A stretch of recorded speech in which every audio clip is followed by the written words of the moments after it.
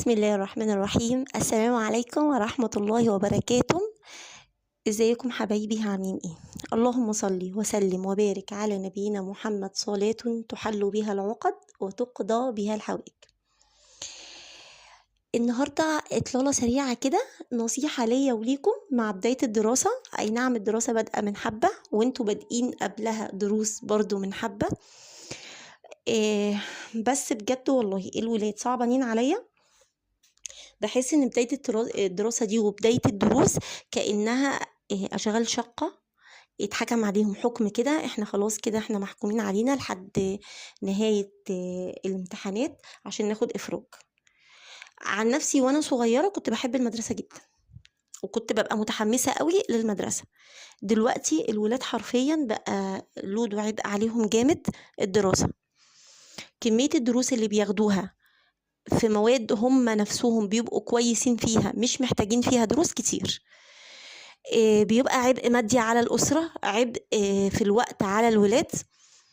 فأنا بقول كده نكسر القاعدة اللي هي مش عارف مين اللي حطها، ان لازم اخد دروس في كل المواد. في مواد حرفيا احنا مش، الولاد مش محتاجين فيها دروس، بيبقوا كويسين فيها. يتفرج على اليوتيوب على اي قناة بتشرح لو هو مش فاهم.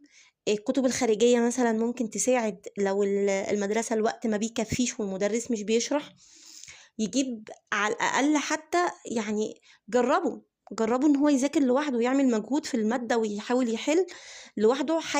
هتلاقوه والله الولاد مخها اشتغل وبيفهموا. طبعا في مواد صعبة الوقت مش مكفي في المدارس ان هو يتشرح كويس، خلاص ياخد فيها درس تمام. بس بجد يعني ارفقوا بالعيال شوية، بلاش الواجبات اليامة قوي دي، بالذات التقييمات. انا معرفش إن السنة دي في تقييمات ولا لا، بس بالذات التقييمات كانت عبء عليهم جامد قوي. حاولوا ان انتوا تخلوا حياة ولادكم اريح من كده شوية. الولاد دي طالعين بعد كده في الدنيا هيتفرموا، ما يبقاش طفولة ويبقى شباب. بنيجي في الصيف نبقى تمارين تمارين تمارين، نكثف، ونيجي بقى في الشتاء ممكن في ناس بتخف خالص التمارين، وده مش صحي للولاد. التوسط حلو في الصيف وفي الشتاء. نخلي التمارين معقولة، وقتها معقول، ومدتها وعدد مراتها معقول، بحيث ان انتوا تقدروا تواصلوا ما بين الصيف والشتاء. نفس الحكاية نصيحة تانية، القرآن اللي بيتكثف جامد في الصيف ويجي في الشتاء خلاص ما فيش، احنا في هو بس حاجة كده في الأجازة عشان الولاد تعرف دينها. الدين بيبقى في الصيف والشتاء. انتوا عايزين تحفظوا ولادكم قرآن، ونصيحة الحفظ يبقى بالتفسير علشان ده اللي هيفيدهم يفهموا دينهم صح. يبقى صيف شتاء، يبقى برضو توسط، ما يبقاش يجي في الشتاء ما فيش خالص، لأ.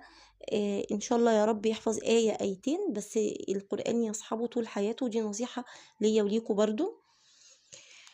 زي ما بنقول ان احنا بنيجي في اليوم لازم نفصل شوية، انت او هي، اب ام اي حد، لازم في اليوم كده بننصحه دايما خد بريك لنفسك، اقعد مع نفسك شوية، اعمل حاجة تبسطك، اشرب كوباية قهوة وانت مرتاح، اتفرج على حاجة وانت مرتاح.